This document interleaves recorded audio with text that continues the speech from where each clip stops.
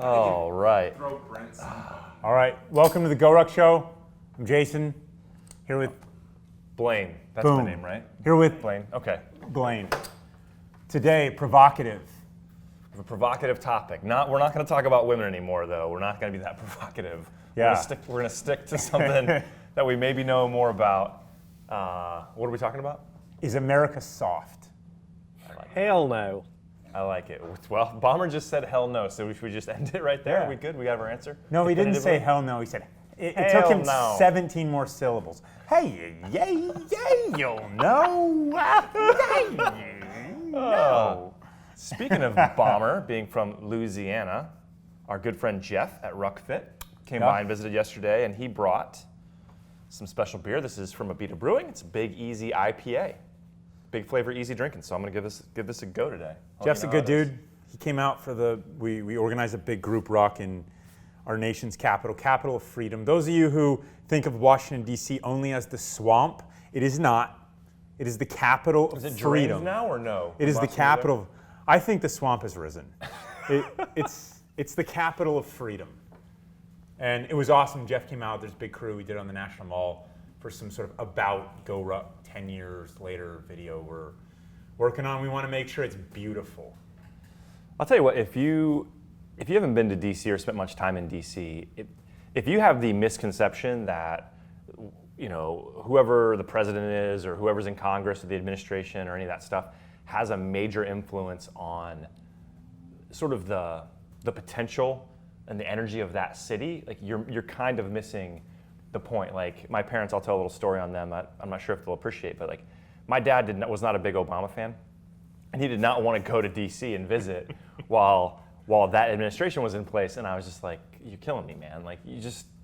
No, the better story about You gotta go. It's your capital. It's your country. It's the Smithsonian and the Washington Monument and Abe. Like you can go and have the best time ever. It's highly unlikely you're gonna run into the president while you're there. Yeah, it's highly unlikely. The other part was, though, I remember because I saw the picture of President Obama with the Team RWB t-shirt. Yeah. And I sat and said, the President of the United States, the Commander-in-Chief, is holding up Team RWB t-shirt. I was thinking in my head, I'm like, nice job, Blayne, that's awesome. Yeah, it's a big day for the It's organization, a right? big day. Yeah. And, there was some, maybe you just talked about it, that said, why would you show that to anyone? I mean, look, I've got various sides of my family somewhere between Michael Moore and Genghis Khan, right? So, I think we all have that. We're all Americans. It's awesome. Back to the sort of topic at hand, is America soft?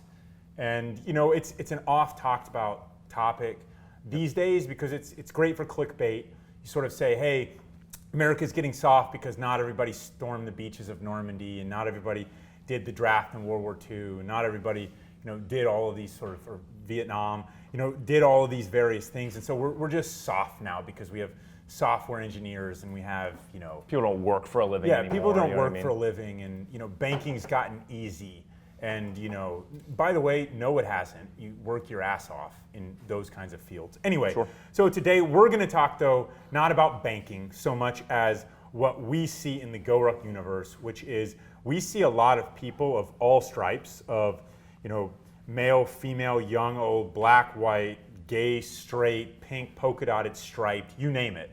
And, we see them as part of our teams that we enjoy being a part of and building. And we see a lot of people that just want to crush life. They want to get out there and do awesome stuff that's also really hard. They want to push themselves. And that is the essence of being American. And I think that spirit is alive and well. Yeah, I mean, the numbers just don't lie about this. And so there's always kind of the anecdotal evidence to support whatever side of any case you want to make, right? So if you want to say America's getting soft, you can point to... And the swamp grows. Yeah, exactly. Then you become part of the problem, but we'll save that for later in the conversation. If that's the case you want to make, you can point to obesity, you can point to people looking at their phones. You can point to any of these things and say, oh, look, here's evidence to support, these facts that support my case. But there are a lot of numbers that actually run completely counter to that. So if you look at the number of people every year completing marathons, way up. There wasn't even an obstacle course race 15 years ago. And now there's 100 different franchises of obstacle course races at every distance you could possibly imagine. I mean, there are people that run the Tough Mudder course for 24 hours, right? World's Toughest Mudder. We do 900 events a year at GORUCK.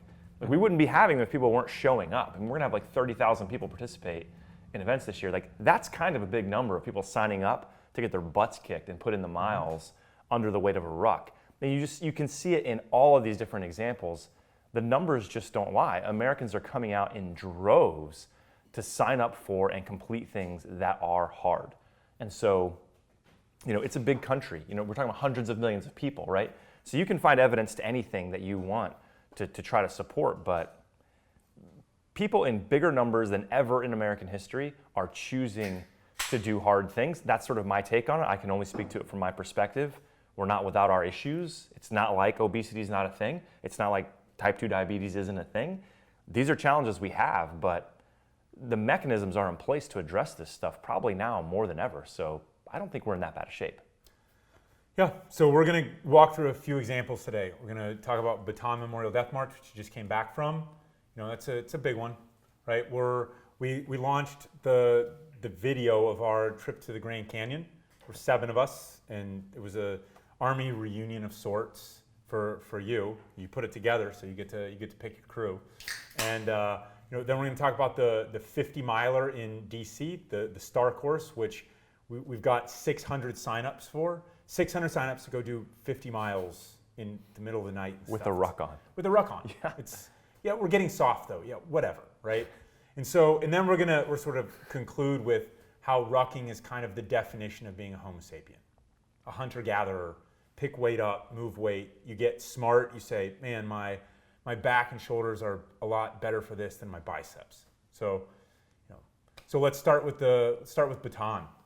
Yeah, so I just got back Monday night from being at Bataan Memorial Death March out in White Sands, New Mexico. And for those of you that aren't familiar, it's been going on. It was started by the cadets actually at New Mexico State University to memorialize all of the American and Filipino service members that were surrendered on the islands of Bataan and Corregidor and eventually were marched by the Imperial Army a long, long way over a period of 7 days. Many of them did not make the march because they were malnourished and in bad shape to begin with. And then it was just a brutal passage where people were just, if you fell behind, you got bayoneted to death. If you were a Filipino civilian on the side of the road, no. If you were a civilian on the side of the road and you attempted to aid any of these people, you got bayoneted to death. Couldn't waste a bullet. Yeah. I mean, it was as brutal an example of what went on during World War II as you could possibly find, and there were some bad ones during that time. And I actually had, my high school history teacher was actually a Bataan Death March survivor. He was a pilot, shot down, was captured, did the Bataan Death March, and then spent 3 years in a Japanese prison camp, of which 9 months he spent crawling around on his hands and knees because at some point they decided to cane the arches of his feet. And he limped the rest of his life on account of this. But he survived that It wasn't ordeal. the Death March to freedom. It was No. the Death March to captivity. Right, and so here's an important distinction. If you go out to White Sands and you do the Bataan Memorial Death March, which this year over 8,000 people signed up to do, again, another example of, It's all ruckers. 8,500 people choosing to go out and do a marathon in the middle of the desert, up and down the hills in the sand, in that kind of heat and wind and all that stuff. I mean, and it's not even easy to get to. It's in White Sands, New Mexico. Like, it's not like it's handy for anybody. It's not sort of on a military base with tons of people. No, it's a tiny little It's a installation. tiny little, like nothing military base relative to the size. And so people are coming here just for this. Yes, they're not checking it out on their way through. No way. But the difference here is that if you can throw on your ruck and finish your 26 miles at the Memorial Death March, like it's sort of the ruck to freedom. You can take your shoes off, you can drop your ruck, you can have a nice meal. They even had cold beer at the finish line. I mean, it was great. The difference for those people back in World War II was that they had to get up the next morning and do it again, and then do it again. And then when they finally made their destination, for the relatively small percentage of them that made it, they got to spend the next however long in a prison camp, which was worse probably than the conditions they came from. So just to think about the human spirit required to endure that kind of suffering and to survive all that time, the amount of camaraderie and just teamwork required to support each other and to get through that and to be able to make it home to freedom. And then to see those people, there's still some survivors that are there at the march every year. So you get to see some of these men that are like 100 years old that are still kicking. The one guy we saw was 100 years old, walked 6 miles, to like commemorate the Death March. And it turns out that guy actually saw action in Korea. He survived Bataan, got released, got rescued from the prison camp, stayed in the service, and actually ended up going back and fighting in Korea in 1950 afterwards. So anyway, all of that to say, it is a very sort of emotionally powerful event to be at when you think about not only the number of people out there in this little remote place going all these miles, but the story behind it it's an absolute inspiration. So if you're feeling sorry for yourself, or you've got a little blister on your pinky toe, or your shoulders are starting to hurt at mile 18, like it's not that hard to summon the motivation to just kind of keep going and get finished. And it's not for the brisket or the beer at the end. It's because, at least for me personally, I couldn't feel sorry for myself knowing sort of what we were trying to honor by being there. So truly amazing event, more evidence that America is not getting soft, and a ton of GRTs out there, by the way. Lots of GORUCK bags, lots of people that have taken the GORUCK challenge, and just, it was really like being at home for us out there in the middle of the desert. It was very cool. So more specifics, what was your weight? What was the weight requirement? 26.2 miles, right? Hot sand, that's an uncomfortable environment, right? I mean, wet and then sand stuff, that can be worse, of course, but hot sand is not fun. It's uneven, you're shifting a lot. What are the specifics of how you approached it? How'd you train? What did you wear? Stuff like that. Yeah, sure. So there are a couple things that make it challenging. It's 26.2 miles. It's at 5,000 feet of elevation, which I had kind of forgotten about between my 2 times doing it. So that makes it challenging. It's kind of a mix of being on roads and hard-packed trail and sand. So there's a lot of really uneven footing and thick sand to walk through, which is tough. A lot of elevation. So between miles 8 and 14, it's basically straight uphill, and you gain 1,000 feet of elevation just straight up the whole time. So the terrain itself is hard, the elevation is hard, the footing makes it difficult. It wasn't super hot this year like it was last year, but it's still warm when the sun comes out. It's pretty punishing in the wind and kind of the direct sun. You had a schmog on, right? Yeah, I wore some flage that I got from downrange, and just kind of try to keep my neck from getting sunburnt, and I kind of wrapped it around the front and tucked it into my ruck strap so I could kind of pull it up over my nose if I needed to kind of stay out of the windstorm or whatever, didn't want to breathe in too much sand. That was clutch, by the way. I didn't do that last time, and it was a huge help having kind of a hat and a shema on. But anyway, so it was, to be doing the heavy division, you got to have 35 pounds dry, which we all kind of know to mean about 42 pounds, because 35 dry, you want to be a couple pounds over so you don't come in light by accident or something. So you're looking Don't be late, light, or last. Exactly, right? exactly. Light being the big one, yeah. So you don't want to do all those miles with that heavy ruck and then not be an official finisher, right? So you're going to go 37 or 38 pounds to be safe for sure. Then you throw in, 1, 2, 3 liters of water, a little bit of chow.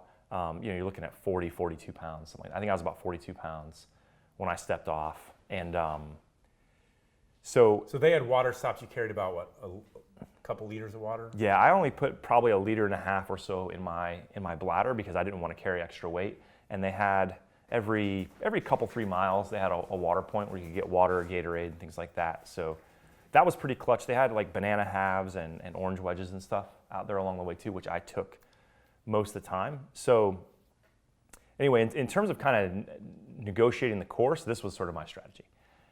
I walked the first 8 miles with Bomber.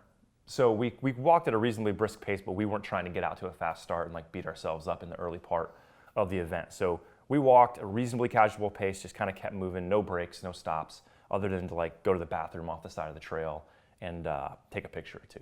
But we mostly get kind rid of of last night's beers and stuff. Yeah, I went to the bathroom 6 times in the first half and 0 times in the second half. Very well hydrated. All right, so that was sort of the plan there, and then we split off at the 8 mile mark, and then it started going straight uphill. So about there, I ate like half of a protein bar. I was continuing to hydrate and walked those 5 or 6 miles kind of straight uphill. Again, no stopping, no pausing, just a steady pace, no shuffling, no jogging, none of that, until you get to kind of the top of the hill, which is between miles 13 and 14. And at that point, you kind of have a decision to make because you're at the halfway mark. They have like a trailer there that's grilling out like burgers and hot dogs and stuff. You can see all like a lot of the ROTC kids in the military units, they've designated this as a rest point. So they're kind of doing the rucksack flop. They've got their boots off. They're doing foot care and maintenance, maybe having a burger or whatever. The first time I did that, I did it with a friend, and we stopped and had a burger and stuff and kind of took it easy. This time I just was like, nope, I'm tired of walking uphill. I'm ready to make up some time. And I just kind of kept going through that. So my strategy was don't stop moving. Don't take your boots off. Don't stop, because restarting to me is not worth it. You know what I'm saying? Yeah, it's what you'll hear from any of the selection courses where, some injury happens or something happens. You were freezing cold. They take you out. They treat you medically, and then they say, okay, you got to go back into it. Right. And that's way worse than having just stayed in it. Yeah. And so when you deal with foot care, once you sort of remove the pressure that's on your feet, it's just natural in any endurance event, running, rucking, whatever. What happens is your feet start to swell. You remove the shoes from them and you allow that circulation, that blood flow to really get there. They start swelling more, and then it's just bad things start to happen. Yeah, I didn't want to have to deal with that psychologically, much less physically. And so my goal was just to kind of keep moving. And after like the 14-mile mark, it's downhill for quite a ways. And so on that part, I just kind of moved out, and I did some shuffling, because at times it was so downhill that it was just kind of easier just to kind of shuffle or jog a little bit instead of just walking. And also, like, your feet are striking the ground the same way every time, right? For the most part, when you're walking. And it's taxing your muscles similarly. Uphill, downhill is a little different, but I found that if I took breaks and shuffled a little bit when it was really downhill, it let my feet hit the ground in a little bit of a different way, which relieved some of the pressure where I was potentially going to get some hot spots. And it also it engaged my quads a little bit more, which was nice, because walking uphill for so long was like my glutes and hamstrings were just like on fire after that. So I did a little bit of kind of, walk, jog, breaking it up between miles like 14 and 20. Really. So let's talk about ruck running, quote, because the downfall of running is sort of runner's knee that comes from the gallop, right? Everyone knows it. You sort of go up, there's foot A is planted, foot B is way up, then they're both up, and then foot B strikes. And then there's a lot of weight, pressure exerted upon your knee, and then you rinse and repeat that. Eventually it becomes pretty taxing. I mean, the recommendation when rucking is don't ruck run. Yep. But sometimes you need to move a little faster. So back in the day with me, and still to this day, it's sort of more of a shuffle, right? Yeah, I mean, for the most part, one foot is probably on the ground at all times, for the most part. And plus, my foot isn't taking a big, long stride forward and with heel a massive striking. heel strike, right? There's short strides where I'm kind of midfoot striking. Like I said, it changes, because when you're walking, you are kind of heel-toe, right? And when I was shuffling, my goal was to take shorter strides and kind of midfoot strike, which just changed things up for my feet and my legs a little bit. So, I mean, at times maybe both feet were off the ground, but I would say for the most part it was more of like a shuffle, and it wasn't what anyone would characterize as running. You'll always get the crazies. Sometimes it's life or death, or sometimes you want to set some huge goal. I'm sure there were people that were out there just sprinting. When you're competing, look, you assume certain risks, right? If you're competing, that's one thing. But you're sort of in life, what your body accumulates are the patterns of your life, not necessarily the sort of, I did the exceptions. The exceptions, right? Yep. Unless it's a traumatic injury or something like that, right? But so you say, have I just completely sprinted with a really heavy ruck on? Yes, many times, but that's not my training regimen, Exactly. Yep. And so while training, I mean, what was your plan? I mean, you do a lot of stuff, but you're prepping for 26.2 with 40 plus pounds on your back. How do you do it? Yeah, so I have some pretty strong feelings about this, and so here's my deal. I've done a lot of endurance events over the years, quite a lot, and with the exception of maybe my first marathon, I've never really trained for one specific event. And I'm not saying that's the wrong thing to do. That is just not my jam, right? And so I've heard a lot of people say to me and to other people, well, it's crazy, man, you did that event without training for it, or you whatever. You ran that event without training for it. And that's not true either. So did I spend 6 months with my sole focus every morning when I got up? Everything I do from eating to sleeping to my training and rucking is about doing well at Bataan? No, not at all. That's not how I did it. But did I just like not exercise for 6 months and then think I could show up at Bataan and crush it? No.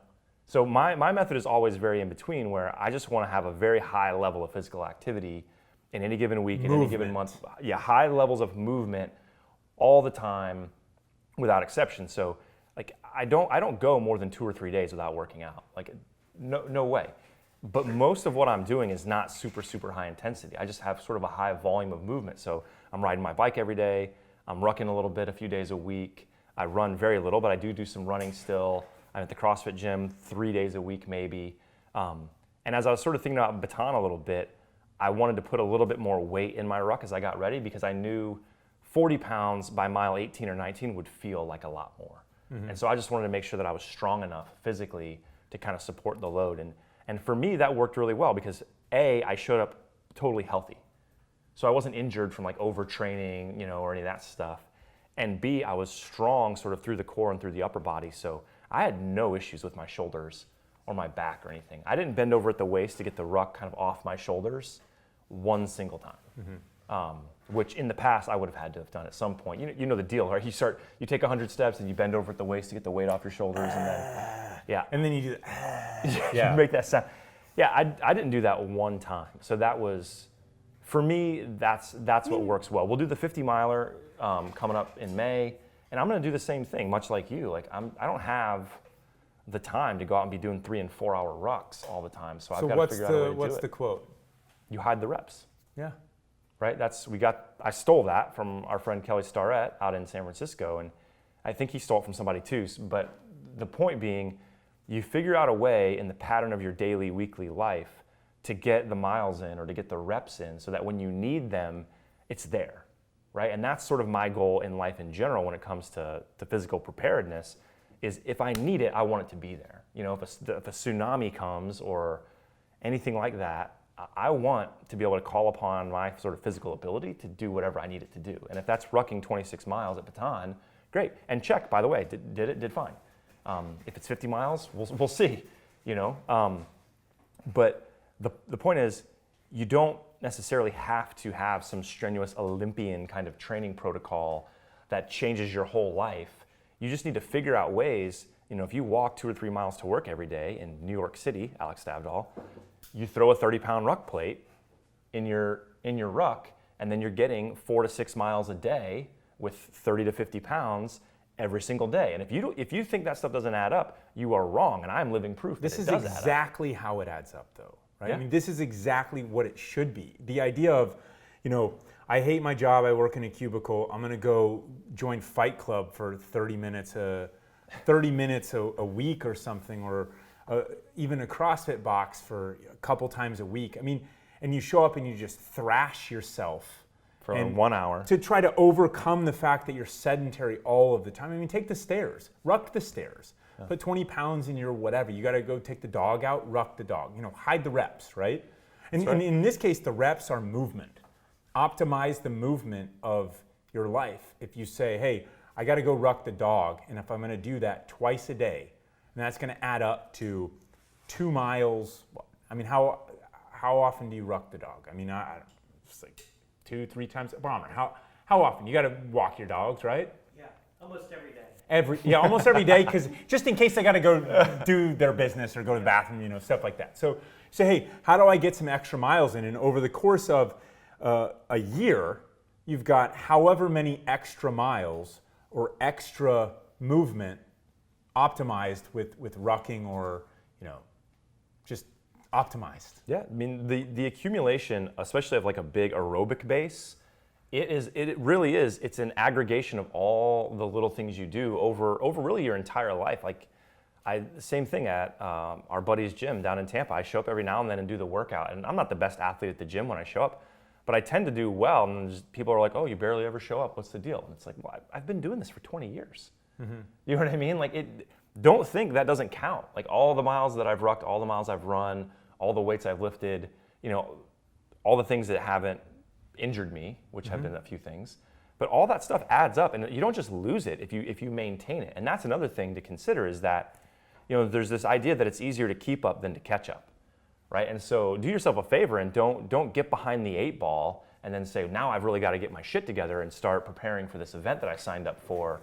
Now I got to get on an 8-week training program. Like, you would do a lot better just to stay reasonably active the whole time, Just keep your base higher. And higher is relative. There's not, look, eventually GORUCK will have the perfect training program for this and perfect training program for that, and it'll be perfectly customized as it should be and all that stuff. Just wait 100 years, right? When we're out of here. Ultimately though, just move more. That will raise your foundational base. Then on top of that foundational base, you throw on some other stuff. Make it harder. Make it harder to move. Yeah. Put a little bit of weight on your back. Do some push-ups when you get to the high ground. Then, come back and you get back to the low ground. You do some more push-ups before you drink your case of beer, and then you go home and do what you got to do and wake up and do it all over again, right?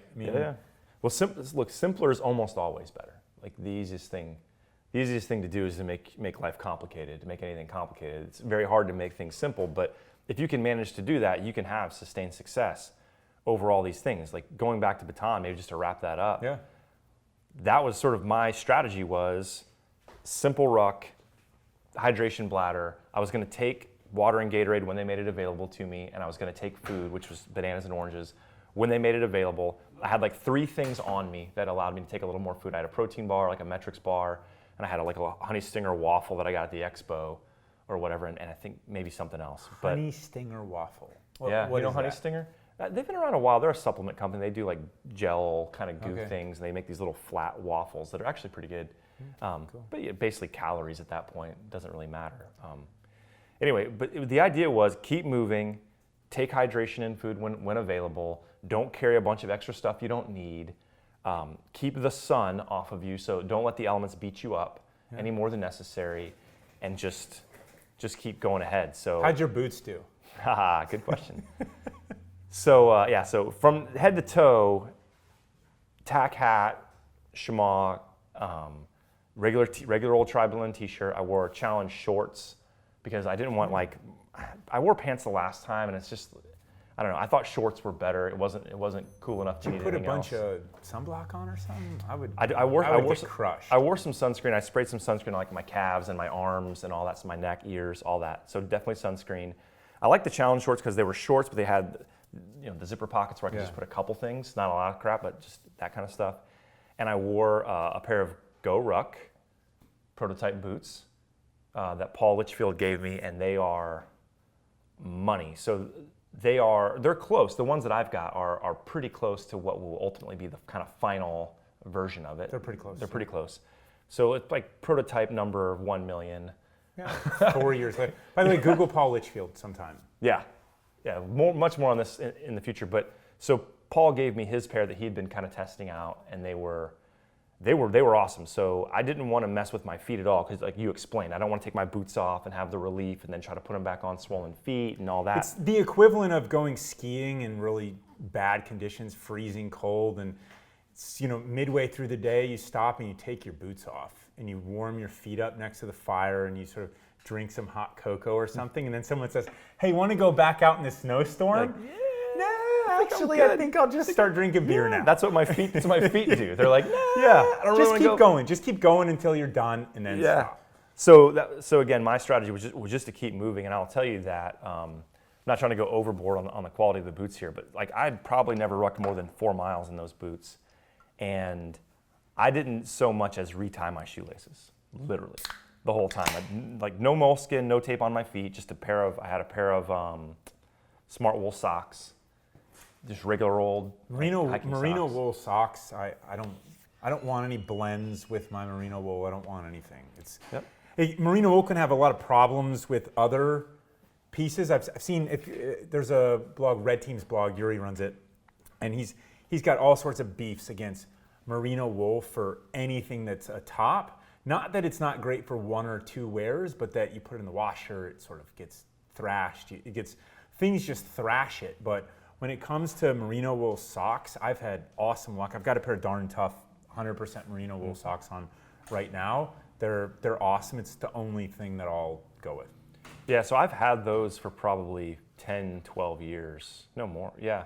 At least 12 years I've had them, and I've worn them all over the world, and like they're still good. Yeah. One pair of $14 socks, which I thought was insane to pay that for a pair of socks until 12, 14 years later, and I'm like, oh, these are I'm still Army wearing guys them. making $20K a year will spend $20 on a pair of socks. Well, what's the quality of life bump? Yeah, By it's having so like, good feet, you know? huge. Yeah, so just a regular pair of smart wool socks, no tape, no moleskin, nothing fancy, again, super simple. Put the boots on, tied them in a double knot, tucked the laces in the front, and just kept moving. And I had no foot issues whatsoever. The only thing I had by the end was just my toes are a little funny. They're kind of wedged like this underneath each other, you know? And so I had a little bit on the very edges of my small toes where they just had been kind of mashing each other from the pressure. But that was gone in a day, and I was back running. I mean, we rucked last night here. I mean, it was awesome to have a pair of boots I could just pull on pretty much out of the box and go and cover that kind of distance. So I was super impressed. I mean, if we're really being frank, I've been kind of skeptical about the GORUCK boots as they've been developed. I'm more confident now of these boots than I was of GR1 at its launch, and That's a big statement, but I'll tell you, I think you have reason to feel that way because it's been years. I mean, it's been a million iterations. This is the only product development life cycle that has taken a comparable length of time, and the boots have been longer. I mean, they've been years longer, and GR1 was 2.5 years. So there's that, right? And it's just been, so we'll see, right? There's some naysayers out there, I'm sure. That's awesome. Yeah, and no one has seen the most recent, unless anyone saw me and happened to notice them at Bataan. No one's really seen. I saw some people kind of grabbing screenshots of the Grand Canyon video saying, "Oh, that's it. Those aren't them either." No, I have those on. I think the uppers of the Grand Canyon ones are awesome. It's the same uppers as yours. The soles is what we've spent the last 9 months working on, and so the uppers are great. The soles still needed a bunch of work, and so. It just nobody takes, when you have the gestation period of an elephant, right? Nobody does that, but we have on this product. So all right, so not to make this the GORUCK shoe show, let's kind of keep moving on this. Is America getting soft? So by the way, so is America getting soft? Bataan. So we also have GORUCK challenges that, how would you say this? Honor the Bataan Death March, survivors, and the those who didn't survive. I'm so pumped about this one for a couple reasons, but I'm going up to Atlanta to cadre the Tough and the Light with JC Jordan April 6th and 7th. And having known someone who was a Bataan survivor, was very influential on me when I was in high school. And then having just done the Bataan Memorial Death March out in White Sands, I am looking forward to imparting a little bit of historical perspective on the suckers that have signed up for that, or those two events. It will be fun. I've seen the plan that JC's got lined up. It's going to be a good event, but it's going to be challenging. And those who show up will feel it during the event, but they'll feel good by the end. So I'm excited about that. But that's sort of what we're talking about here too, right? I mean, it's hard because you want to show up to that event and feel like it was too easy. Nobody wants that. Nobody wants that, right? You know what it feels like to earn something, and you know it in your heart. That's the thing, is you might want it to be easier at times. You might wish it would stop or be over sooner. But at the end of the day, when you get your patch or your finisher's medal or your diploma, you don't want it to have been easy. Yeah. And you'll know if it was or if it wasn't. You will know if you've earned it or not. Yep. So, going back to, is America soft? I mean, human beings, Homo sapiens, have figured out a way to, at every turn, make life more comfortable. You can do anything you can literally not leave an apartment for years and years, your whole lifetime, if you figure out a way to sort of be some gizmo on a computer, right? People can cringing bring your food, they can, you've got plumbing, you've got Uber Eats, internet, you can just get your credit card, everything will show up for you. You've seen Idiocracy, right? When the guy's got like the shitter in his lounge chair, and it's just... It's kind of, I cringe at that, sort of how I cringe at the idea of the Matrix and all of this, what's going to go too far, because something's going to go too far, right?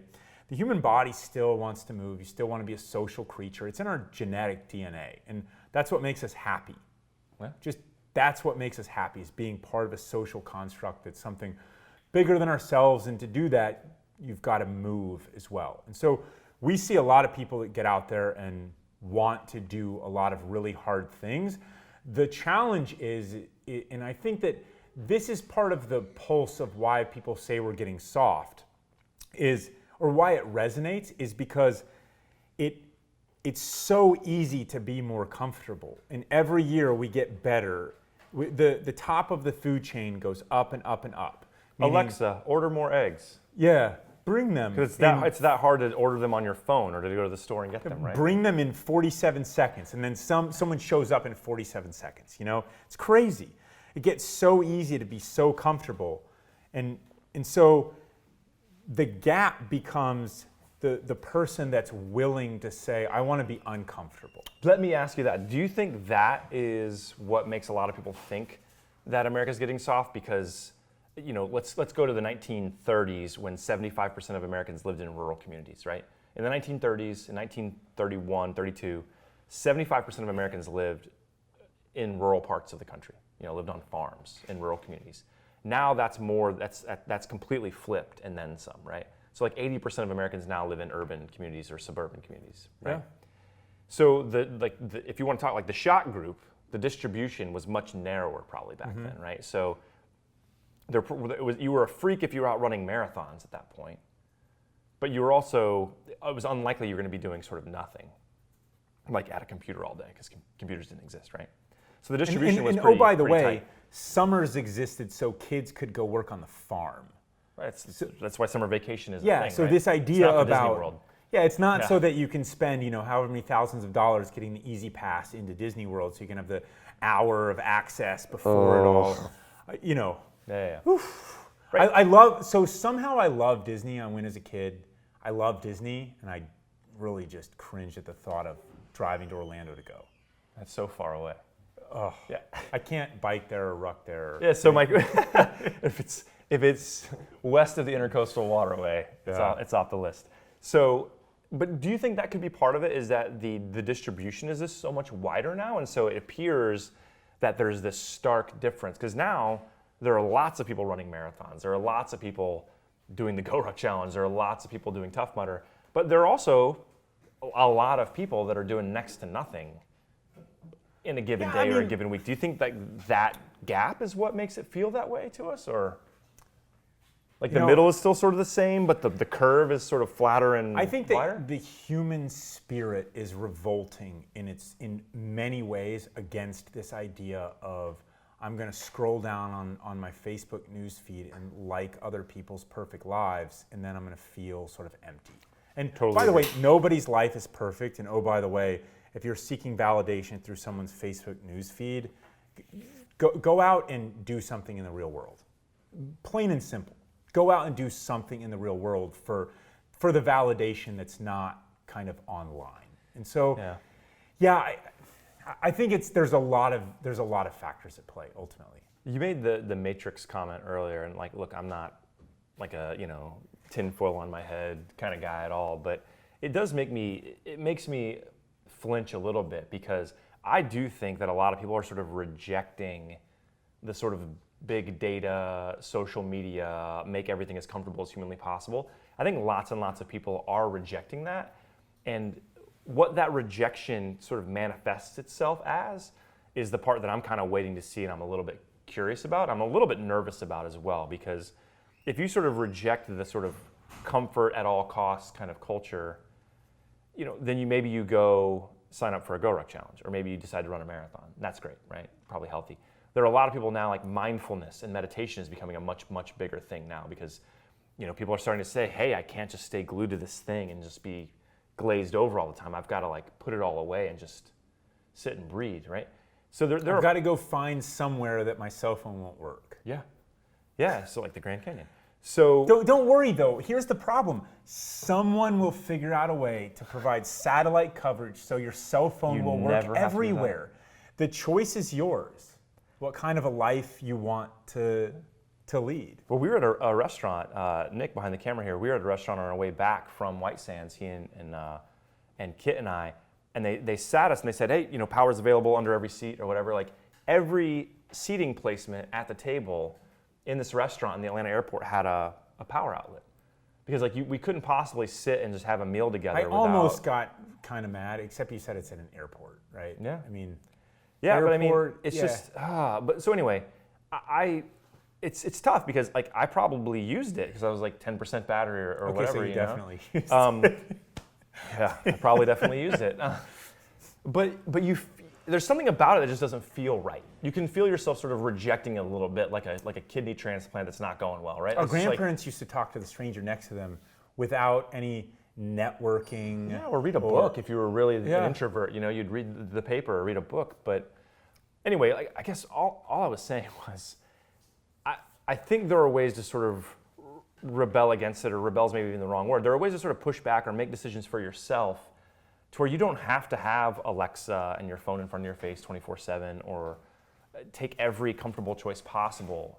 There are probably healthy ways to kind of push back on some of that and create a little space for yourself to exercise or meditate or whatever. But there are also potentially really negative kind of, like when you mentioned the Matrix, it's like at some point people are going to get fed up and be like, hey, too much. Fight Club. Too it's much. Called Fight Club. Yeah. And it's called GORUCK. And there's lots of other examples. GORUCK is closer to the fringe than we might like to admit, and some people showing up to get their butts kicked for 12 hours in the middle of the night, right? I mean, that seems pretty crazy if you just hold it off on its own without any context. Yeah, but there's plenty of context, right? I mean, the people, the community aspect, that's the other part of it. It's not just about getting your butt kicked. It's about doing it with other people. The community aspect, which is also what the human heart yearns to be a part of something. You yearn to be a part of something bigger than yourself. And so we represent that way of life. And, there's plenty of ways that I've sort of reduced screen time by deleting. I'm ready to just delete Facebook from my phone. If I didn't travel so much, I would do it because then it'd only be on my laptop. And I did that for a while. There are ways to do these things. Instagram doesn't let you. A lot of these are work things, and so that becomes the trap, right? Well, I need this for work. And then you go out to dinner with someone and they're sort of staring at their texts and stuff like that. It's like, why don't you just go back to work, right? If you delete Facebook from your phone, you can just stare at Facebook while you're supposed to be working, and everybody wins, right? Except Facebook your employer. Wins. Right? Facebook wins. They serve you more ads and all that stuff. Anyway, so there are other things that you can do that are awesome, like get 6 buddies together and go ruck the Grand Canyon. And by the way, cell phone coverage there is not good. Yeah, I think I actually just had mine turned off. And the other good news, travel tip, is the GPS in your phone still works when your cell coverage does not. So before you go, if you sort of scroll into stuff and load the data of that place onto your phone, you have to kind of do it manually unless there's some nerd version out there, a geek version, I should say, out there that I just haven't done yet. But I've done it manually. You sort of load it, and you have this as a backup. This is good for international travel. It's good for emergency stuff, and it's there if you absolutely needed it. This is where I am. You can find all that stuff. So the GPS works. So let me ask you a question about the Grand Canyon one, because we showed up with a group of guys, some of whom knew each other, some didn't. Fitness levels were all pretty decent, but still some variability. The elevation was kind of a thing. Yeah, it was a little tricky. That's another thing. I didn't realize how high you are at the rim of the Grand Canyon. It's serious elevation. But we all had GORUCK bags, right? Mm-hmm. Which are not typically used in sort of outdoor hiking, backpacking stuff, right? We saw a lot of other stuff out there, the big, it's like way above your head, and the ultra lightweight. It's kind of like saying don't eat a Snickers bar when you go in the middle of a marathon because you're supposed to eat some, $4 version of a $4 Snickers bar. version. And trust me, you're gonna love the Snickers bar if you've got it, yeah. Right? So how do you think that worked? You had a GR3, right? Yeah. I had a 40-liter GR2. Everyone else had a GR2, I think, basically, right? Yeah, so the thing is when you travel, you don't, I'm not a pure minimalist because I got kids and we run through a lot of diapers and there's lots of stuff. I just have had to kind of remove that from my thinking. Isn't it frustrating though when you want to go somewhere and you're like, I can do this all with one ruck? Yeah. And then there's like 10 other bags in the back of your car. Yeah, so with the kids. when Emily and I went, just the two of us, to Colombia, I had a 26 liter and she had a 21 liter GR1. And that was it. That's it, right? And so out to the Grand Canyon, the biggest reason why I had a GR3 is because I wanted to make sure I had enough room for all the beer that we needed, right? So, people will say, oh, you got to shave off 2 ounces of your ruck and you got to spend an extra $100 to get the whatever sleeping bag that weighs, 2 ounces less and all of this stuff. I'm like, just get tougher, okay? Just ruck a little bit more, treat it as a harder challenge by 3 or 4 ounces, by the way, right? A quarter of a pound, and just get tougher. And so, it worked great because I got to travel with the same ruck that I knew wouldn't break anywhere en route. I knew if I snagged it on a vine or whatever the case may be, it's just not going to break. And so that's kind of what it's designed for. What our gear is designed for is you can do lots of different things with it. Yeah, and take a little less stuff too. That was the one thing that I kind of took away from it, which was, I had to get a sleeping bag and a tent in my GR2, which I did successfully. You had a bungee cord on the exterior. Well, that's because I had to bring 2 sleeping bags because one guy didn't have one. Anyway, but you didn't want to get all super tight. You didn't love them. You didn't love us that much, Blayne. I love you guys a lot, but but it also then you're like, well, there's only so much room, and I've got to have. It was cold as hell, so I got to have a sleeping bag. Cold. We needed to have a tent. Debatably, we needed a tent. I didn't have a tent. You had the best sleeping bag though. I had Nick's sleeping bag. Courtesy of Nick, yeah. The negative 60 sleeping Yeah, bag. mine's rated to like 50 degrees above zero. It's not terrible. so good. It's small, but it's not very I was warm. sweating until the rain came. Pack lights. Until Those are my favorite moments. I'm like, is it raining outside? And I hear you standing up, still with your fart sack on though. You weren't getting out of that. Yeah, no. And you're like hopping through the dry leaves in the bottom of the Grand Canyon, trying to get to some shelter. Yeah. Then I moved. But underneath those stars, it was awesome. Trying not to get gored by a mule deer. I sort of loved the J. So there was a bunch of guys with us, 7 total. But JJ Pinter's line in the video that we just pushed out, he's like, this sucks. It's freezing. It's all these things, and there's no place I'd rather be. Yeah. And so this is the human condition now. Is you can not do that. You can just sit home and play on Facebook all weekend, and just wonder why it just doesn't feel quite right. I mean, the human body, the human mind, you're meant to get out and do really hard stuff. Yeah. My hands were so cold that first night when we got out of the van and we were on the rim and it was freezing ass cold, and we were trying to get a fire going and put the tents together and stuff, and it was dark. My hands were so cold, they just were barely functioning. And by the time we got the fire going and we're kind of standing around, I was like, this is perfect. Yeah. There's literally no place else in the world I would rather be right now than standing around a fire. That crackle of Ranger TV is just, you can smell it. Yeah. It's pretty awesome. But I guess maybe to wrap up the conversation before we invite Bomber in is you don't get that without paying for it. Yeah, you got to earn it. You know what I mean? You got to earn it.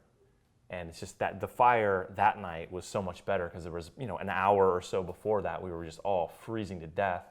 That's the other thing is we didn't have a ton of gear, right? I mean, we had I think I had that half zip and a windbreaker and some gloves. I mean, we didn't have a lot of gear to stay warm. We were just freezing our butts off trying to get the fire going. And at times I'm trying to popularize this look, but the best look is the Schmog t-shirt with gloves. I mean, it is awesome. It is for performance though. It's awesome when it's cold out because this getting wind, your forearms getting wind. That's what I went with the Bataan. I went t-shirt, Schmog, no gloves. Yeah, if it gets a lot colder though, I mean the hands are. It's nice to have some coverage on them. We'll get there. Yeah. All right, I think we had more stuff to talk about. I'll give you the hot wash real quick. So the 50 miler in DC, right? So that's May 18th. That's the Star 19, course. 600 plus people signed up. I think we've capped it at 650. So it's going to get there. How to train. We sort of talked about this with some of the other stuff, which is just hide the reps, right? Get moving. Get moving. The reps are, if you're going to go if you're going to go mow your lawn, mow ruck your lawn, right? Put the ruck on and then go mow your lawn. I'm not kidding. I do that. Go from point A to point B on your commute, put a ruck on, right? I mean, and by the way, you'll burn more calories, you'll get tougher, you'll get stronger. All these other benefits, your wife or your husband will love you more. Take your pick, right? It's going to be awesome for them if you do that kind of stuff, which is great. So how to train, get more miles in. There's no secret sauce for how to train for a 50-mile rucking event, except you got to do more. But You can't wait for the optimal opportunity to train. Like, you just got to get moving. I don't have the time, and I do have a lot of muscle memory, and so do you, with a ruck on, but I don't have the time to say, hey, I'm just going to block out 8 hours for my training today, Em. And she's like, well, great, do that from 9 to 5, Monday through Friday, and call that work. I'm like, well, I got other work Or from to 9 p.m. Yeah. to 4 a.m. or something like that. Do it then. But if one of the kids wakes up, like Ryan did at 4 last night, because he's got molars or whatever coming in, right? You can take them down. You get the Tylenol and then the milk. No bourbon. It's another should have gone that route. If it happens again tonight, that's happened. Then it's 2 more hours, and then he's drooling on me. I'm drooling on him at between 6 and 7 while we're sleeping on the couch. It's great fun. So it's awesome. Wouldn't trade that life for anything, but that was You gotta earn it. You got to earn it, right? Right. It's preparing for tough things. So the STAR course explained really quickly. So you show up at the start point in Georgetown. We will give you a hit list or a waypoint list of the places that you must visit within the area known as Washington, D.C. There is a really long movement in there, just to throw it out there. It's going to be along the C&O Canal. For those of you that know Georgetown and D.C., it parallels the Potomac River. It goes north up into Maryland. You will spend a significant amount of time, God bless Budweiser, Get it out. you will spend a significant amount of time on that trail. You will also see the best of the city. So the other waypoints are some of the highlights of the city. The Lincoln, either the Capitol or the Supreme Court building, depending upon the distance, right? So you got to get to the Supreme Court building, you got to go right by the Capitol.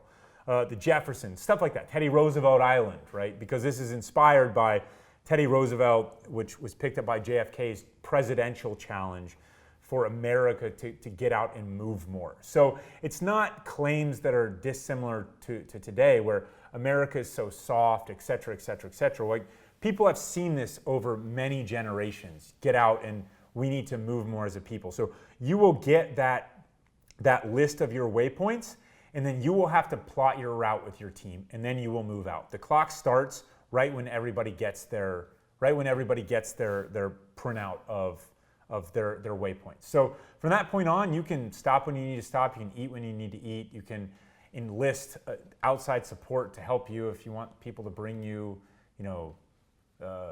Pizza meal or in a bag, something. pizza, whatever. I would recommend. I don't per recommend Blayne, pizza on the route. I would recommend. I mean, if you start, eventually your body can process anything while rucking because it's not running. But I don't recommend pizza either. So you will have to plan that route with your team, and that's part of the deal. It's what also makes this different. It's a very long endurance event. 50 miles is a lot, and you're going to see some awesome places within the city, and you get to plan the route. There's no traffic cops and cones to stop any of that stuff. It's sort of you make your route when there's a red light. Rule number 2. Yeah. And so if there's a red light and there's traffic coming, you got to stop. Oh, by the way, if there's a red light officially, you always got to stop. But do what you think is right. If you Stop. Yeah, stop. So there's lots of components to that, and we're really excited about it. So we see a lot of people wanting to push themselves to do harder stuff, and rucking is a way to do that in a way that is eminently human. So you're able to do it with other people in a group. Everyone's part of a team. That's great. It's a lot more fun than running a 50-mile endurance event by yourself. And by the way, I get it that the whole running craze thing is great and all. It started in the 60s and really took off in the 70s, and it was supposed to make us really fit. So has that happened? I mean, I've just seen all the data. Waistlines have gone like this. Diabetes has gone like this. You know, I mean, is running helping us be happier? I don't know. I'm not saying there's a direct correlation.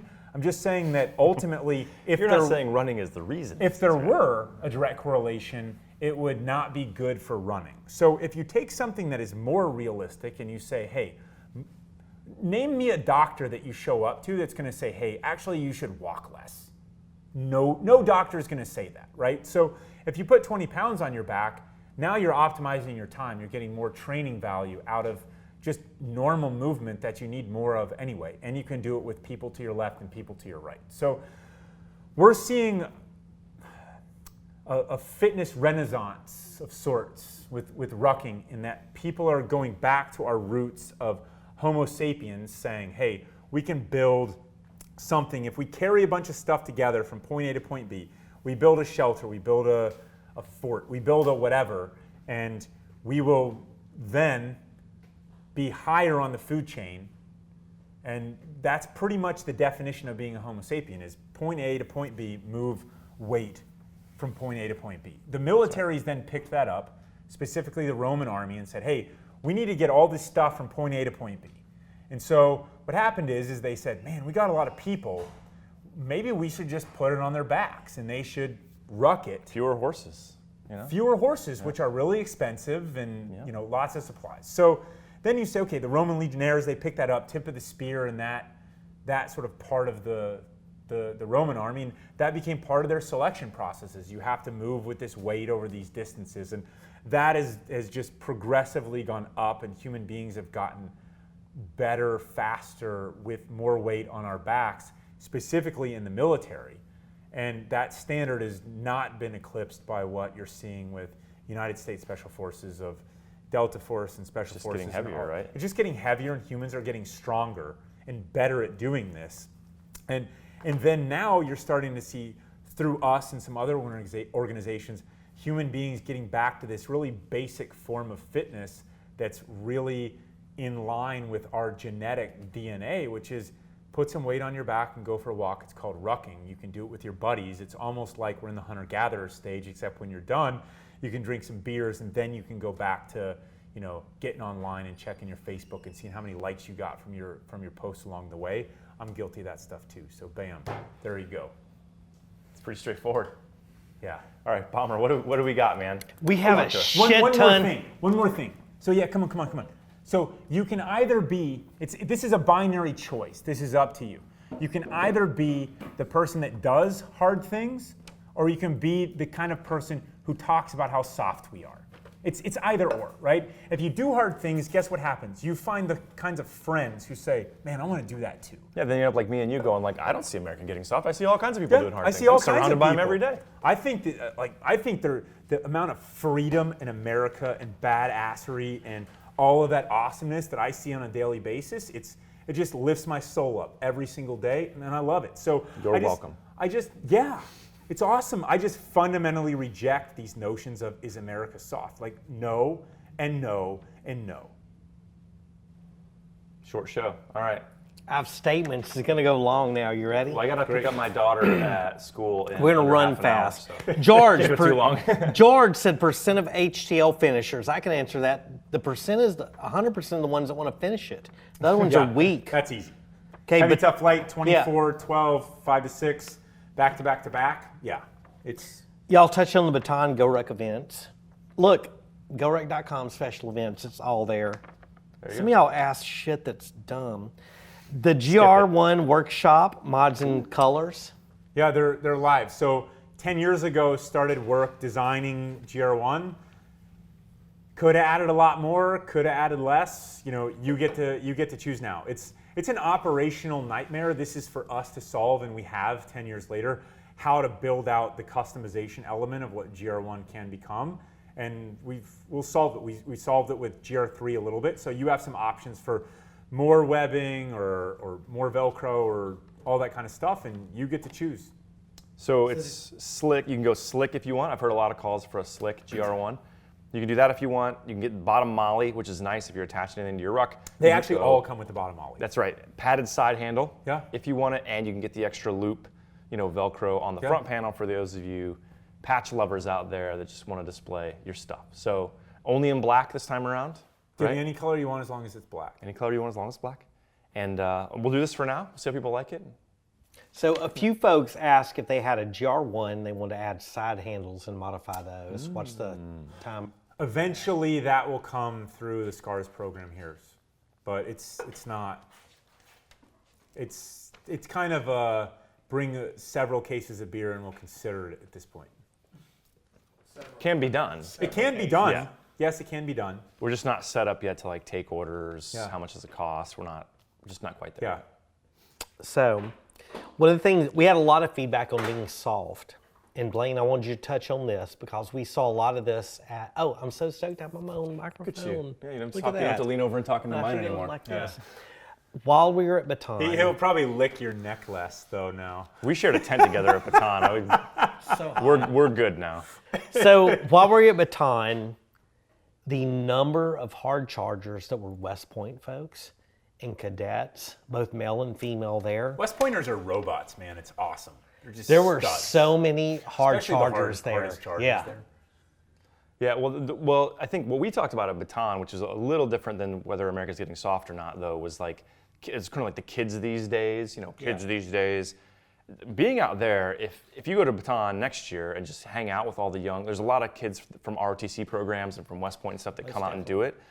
You spend a little time with those young men and women, and kids these days are okay. I mean, they're better than I was at their age. They will I can lift tell you your that. spirits Like, up. oh, there are a lot of good kids out there. All of like the West Point cadets that came by, yes sir, absolutely. How much, it was.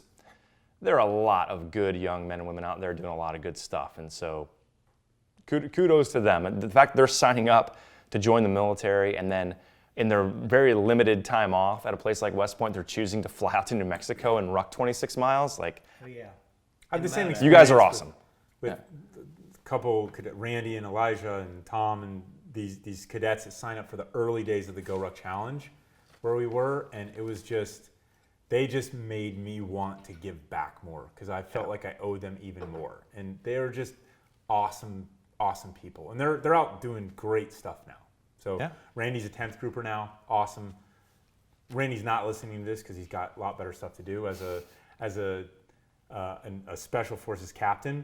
But love that guy. He's off doing great stuff for us in America and all that stuff. And you meet them, you follow them, and when you're around this, so do hard things or complain about how soft we are. Take your pick, right? You do hard things, you find the people that do hard things, and your spirits are lifted every day. Look, this has been my advice to my single friends all the time, by the way, which is like, if you want to find great people, go do the stuff that you like doing. Go out in the world and do awesome stuff. Stop looking for a date. Stop going to the bar. Yeah. Go out into the world and do awesome stuff that you really enjoy doing, and there's a good chance you're going to bump in to a nice young lady who is also out in the world doing awesome stuff and things that you like They're to out do. there. And then guess what? Then you guys can be friends and maybe more someday. And like, it goes really nice. Like, stop going to happy hour. Get off your stupid freaking app. Ben Bunn's wondering right now if you're talking about him. is that Bunny? He has Anyway, pretty hair. we love you, man. He's not the only one. We Anyway. love you. So one of the things I liked is like how my dad was a World War II vet, is joined before Pearl Harbor, was there. And then he taught, like you say, yes or no, sir. My dad would knock your teeth out of his throat. But the young man that come up and dressed you as Mr. Blayne, shout out to him. Yeah, so that was the highlight Holy of my cow. weekend. Yeah, so my buddy Mike Martinez, we were lieutenants together a long time ago, like 15 years ago. He was an interesting guy. He was a prior enlisted guy, so he showed up as the medical service officer of our tank battalion as like a 30-year-old guy with a Ranger tab. And so we were all like, who is this guy? So he was great. We all kind of looked up to him, and then we all sort of went our separate ways. And I bump into him years later. He actually works for CrossFit HQ now, and runs like the Atlantic Regional, does a bunch of cool stuff. But we saw him out at the finish line at Bataan, and like, we're obviously older and grayer now and stuff, but we had a nice time catching up. And so I'm laying there just kind of dying on the grass with my feet up, and this teenage kid walks up to me. He's like, "I'm sorry, is one of you Mr. Blayne?" And I'm like, I am, but never call me that again. He's like, oh, I'm sorry. My dad said that he served with you at Fort Hood. I wanted to come over and introduce myself. And I was like, what a nice young man. God, he made me feel terrible about giving him a hard time. But Well, I'll make sure my boys always call you Mr. Blayne. So, Mr. Blayne, Mr. Blayne, my next question is rucking with a buddy.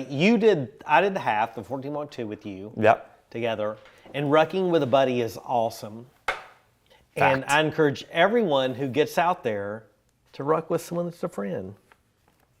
You sound like Mr. Rogers right there, Bubba. So, I'm moving into, there's two things. First of all, He saved public you television. see this book that the SF guys are reading? It's published by the Marine Corps. Anyway, Not written by a It Okay. wasn't written by a Marine. I have- That's why it says a soldier's load, not a Marine's load, but whatever. Great book. Also recommended to us by Yeah. Kelly Starrett. I have some tough Marine. I don't get blisters. My feet are tough.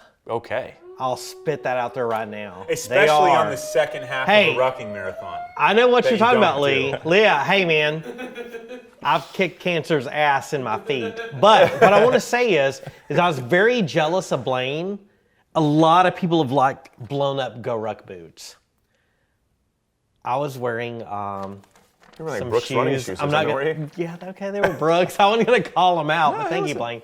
But 3 times I stopped to empty out sand, rocks. It was very uncomfortable.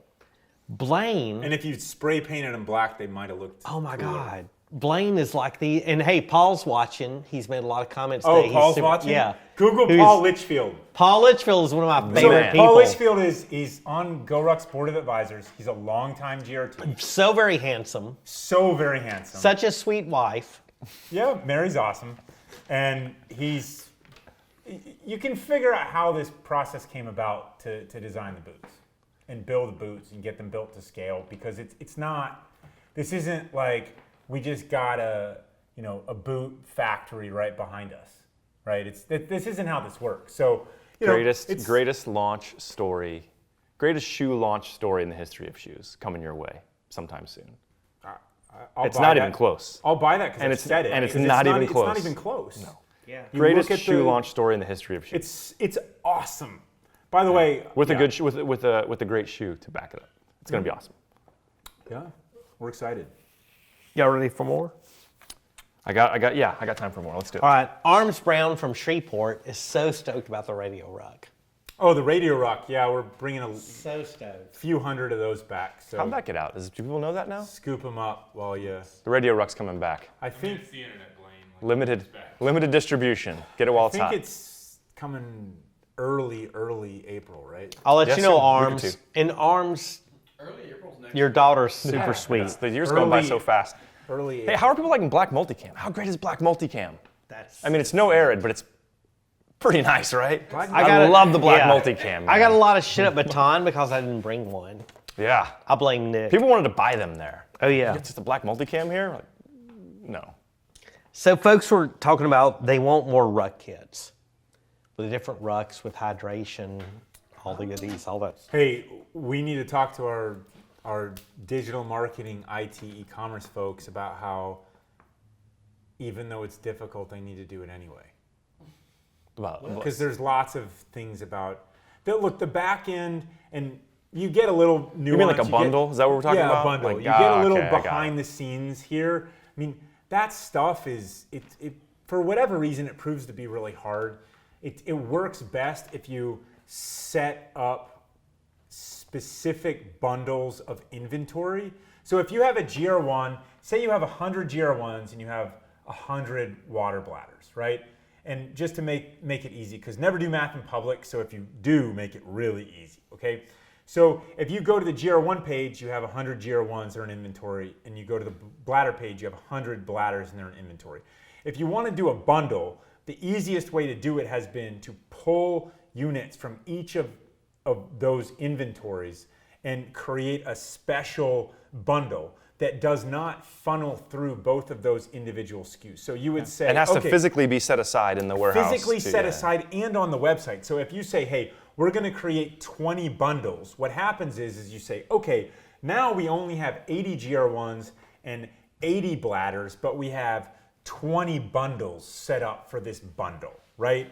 And so that becomes a management problem that is difficult. And It's our problem to solve. it's but our problem. yeah. And so this is why, then when you add sternum strap, padded hip belt, web dominator, like when you have 5 or 6 products now, like Yeah. it gets complex fast. it's almost like you have 2 distribution centers of sorts. You got to manage inventory differently and manually do it with frequency and manage it and stuff. It's hard. And by that, I mean that we love work, right? We're talking about how to do more work. You do more work, not soft. That's kind of the thing. So are we soft because we can't figure out how to do the bundles and stuff? Yeah. We need to do better. Yeah, we've had them on different platforms, but ultimately it's just the hard stuff takes time to work a better system out so that it's less hard and it's easier to manage. That's sort of behind the curtain. You probably got Don't get into e-commerce. too much It's information. really hard. That's the deal. Okay, Corey Murphy noticed the buff that I was wearing. My little facing was yellow and black. Mm-hmm. Wasn't a GORUCK one. You were wearing your really cool one. Very authentic, right? Yeah, very authentic. So a lot of GRTs reach out that they want some sun protection. We'll get into one day why I'm so passionate about sun protection. But they're asking for like maybe some spearhead cool stuff for that. We should get the guys at Combat Flip Flops just to make one. Yeah. They make shmogs. That'd be cool. They're in that business. Yeah. We'll see if they can make some with the spearhead on it. They can make them in Afghanistan and other cool places, and we'll do that. Matt Griffin, if you're watching, and I'm not likely Pretty you sure are, he's got a lot of other stuff going on. Matt, make this a priority, man. Come on.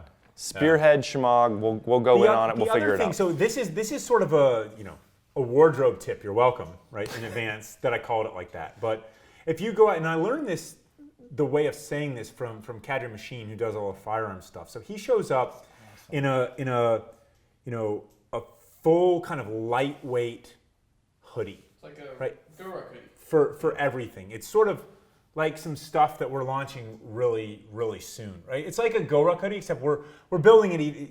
So anyway, let me cut to the chase because I got interrupted. So you can choose to put a bunch of sunblock all over the place, right? And then especially if you have firearms going, then your hands are greasy and all of this stuff, right? Or you can choose to cover your skin with additional cloth, right? Clothing which has the SPF is great. So for me, when we went to Columbia, I had stuff on covering basically everything the whole time, including these sort of sweatshirts made out of the same fabric that we have done our tough tee out of. And the only time I got sunburned was when I had shorts on, right? I put 5 times I put sunblock on and I got sunburnt on my legs, which is why I was sort of surprised that you wore shorts on this. I also have very hairy legs. Well, I think I don't know what the SPF Harry is and of the leg hair. Hendersons. Here it is, Blayne and the Hendersons. So, there's kind of the mindset difference. In America, we always want to go t-shirt and shorts and flip-flops, and that's great. In the desert, in the really harsh environments where you've got nomadic folks, what they do is they cover themselves with stuff, physical cloth. And so, there's the right sweet spot, but yeah, I would love to do schmog. We'll also have lighter, very much lighter weight sweatshirts coming out, soonish. Yeah, very This summertime. So it's just that's kind of the philosophy behind how to approach it. fashion tip. There it is. Yeah. That's Wardrobe tip, fashion tip. I love fashion tips.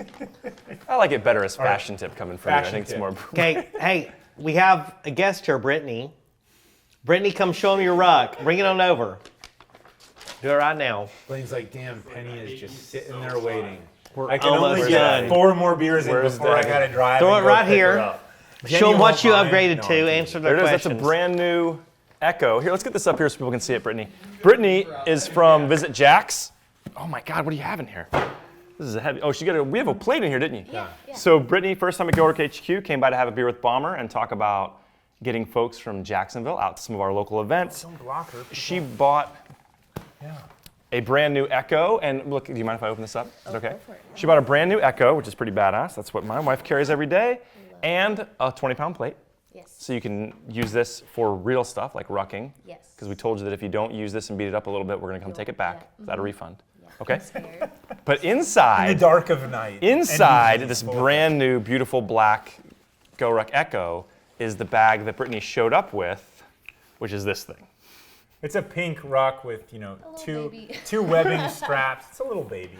Right? So now, The sewn-on thinks is style. hot So I'm just style. gonna, Brittany, I'm just gonna do you a favor. We're just gonna put that back, Just close it back. close it up, It's embarrassing. and now you have this concealment device. You can sneak out of here, and you're gonna be good to go. So Brittany's No doing one the will Go Ruck judge you. Light in August. Is that right? Yep. And potentially after that, she's doing the 50 miler in Jacksonville, which is coming to Jack's Beach as well later in the fall. There's, I think, 10 cities we're launching here.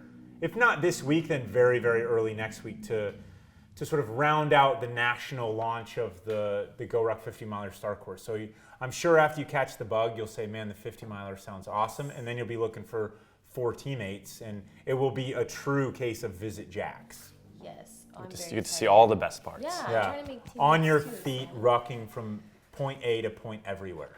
Yes. How does that sound? Awesome? Yes, it does. Actually. Deal. I'm really excited. You guys saw it All here. my Say friends the are beer is excited. free here. Yes. Yeah, the beer is free. Something got me Freedom here. isn't. Um, Bomber, Freedom do is you have not, something to the beer say is up free. there? I Fuck your can't. dog. Ruck your dog. Oh, yeah, we're that's closing it ending. out. Get out there, ruck your dog. It's the national fundraiser we're doing for Pets for Patriots, and get a cool patch, support a great cause, and make some friends, Yeah. especially with your dog. Other dog friends, fur friends that we call them. Yep. All right, you guys have a good Friday and Yeah. a good Easter weekend. Awesome. We'll see you next time.